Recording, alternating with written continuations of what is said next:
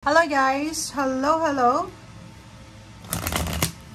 Para to sa lahat ng Gemini, alamin natin kung anong messages, vibration, gabay energy para sa lahat ng Gemini. I hope na makuha mo yung energy dito, Gemini, okay? Thank you sa lahat ng Gemini na patuloy na nanonood sa ating mga videos. Thank you guys sa inyong lahat. Okay, Gemini.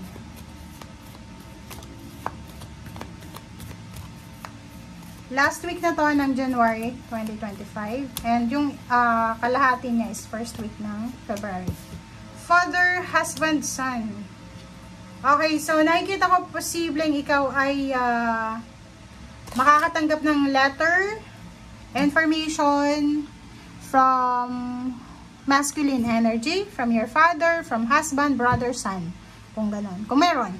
If wala naman, nakikita ko na yung masculine energy mo ay sobrang powerful sa linggong ito.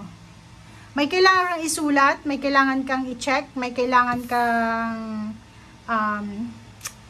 i-prioritize sa linggong ito. Yung mga lalaking individual sa buhay mo, ay kailangan mo silang bantayan sa linggong ito. Hindi sa bantayan, hindi yung pagbabantay na parang security guard. Maging aware ka lang sa mga nangyayari sa kanila. Okay? Okay, Gemini.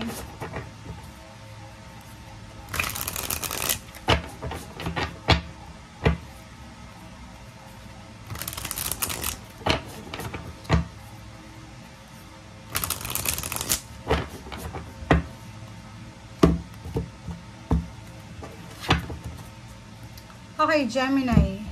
First, second card. Wow!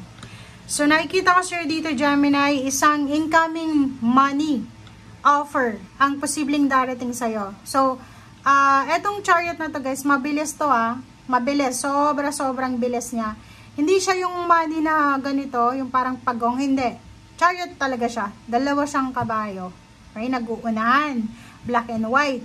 So, ibig sabihin, yung kabayong ito, yung direction niya is mabilis. Minsan yung isa papunta sa left, yung isa papunta sa right. So dito sinasabi ng bira sa'yo na kung ano man tong darating sa'yo, Gemini, na offer, lalo na trabaho, lalo na financial opening, or money kasi to na in-offer sa'yo, mga opportunities, sinasabi sir dito na kailangan mo pag-isipang mabuti ito. Ang nakikita ko sir dito, mga long distance to Pwede nyo iba gustong mag-migrate sa Amerika. Amerika yung pinaka-purpose mo dito. Amerika, Europa, Canada, New Zealand, Australia. Yun yung nakikita ko sa'yo dito na prospect mo. Okay?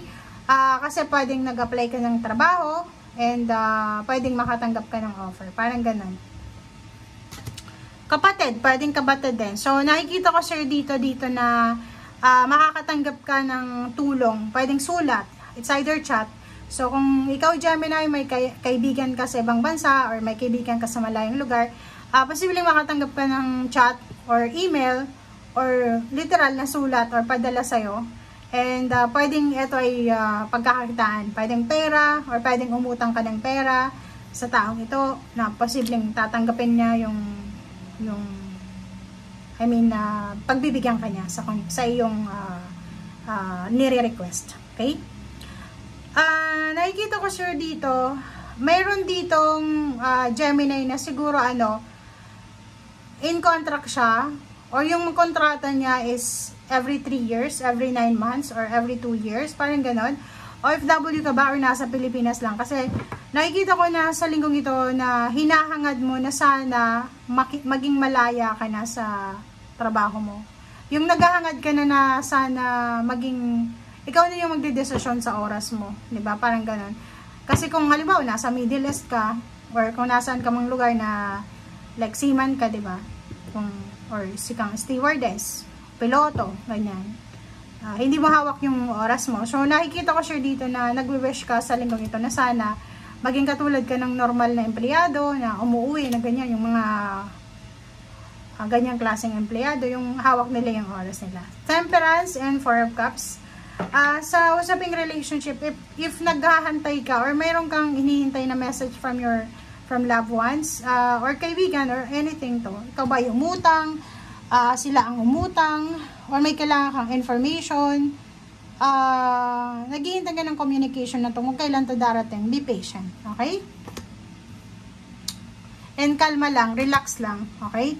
So, nakikita ko sir dito na this week, binabalaan ka ng 2 cards na to, na kailangan mong magdahan-dahan, kailangan mong maging kalmado. Okay? Kalmahin mo daw yung sarili mo. Walang imposible sa kagustuhan mo na yung King of Swords makaalis sa stagnant na lugar and makapunta doon sa lugar na maayos. Makaalis sa magulong sitwasyon and maranasan yung peaceful na buhay, parang ganun. But Queen of Cups, as much as possible, kontrolin natin ang ating emosyon. Kontrolin natin ang mga salita natin or kontrolin natin ang ating sarili. Okay, so nakikita ko sir dito, isang Gemini, ang posibleng makakaramdam ng sobrang excitement and confidence. Okay guys, so dito nakikita mo na meron ditong Princess of Disc, Ace of Wands, and then Prince of Swords. So nakikita ko sir dito yung excitement tungkol sa perang parating, tungkol sa trabahong parating, or tungkol dito sa paparating na financial boost or financial new beginning. So, dito naman sa Six of Cups, nakikita ko na isa din sa posibleng maging excited ka dahil sa relationship. Pwedeng may mga parang meet up, parang ganon, mga unexpected meetings, unexpected na pagkikita ng mga mag-ex, magkakaibigan, magkakakilala, parang ganun, or magpapamilya. Ten of Wands, nakikita ko na sobra-sobra kang magiging busy, sobra-sobra kang magiging workaholic, especially yung ibang gustong lumipat ng ibang bansa, yung halimbawa nasa Pilipinas ka, gusto mong mag-migrate sa Amerika, o yun nga, sa Europa. Nakikita ko sa inyo dito na sobrang abala. Napaka-workaholic nyo, napaka-bilis ng energy na to eh, 'di ba? Yung parang kailangan mong mag-double time, kailangan mong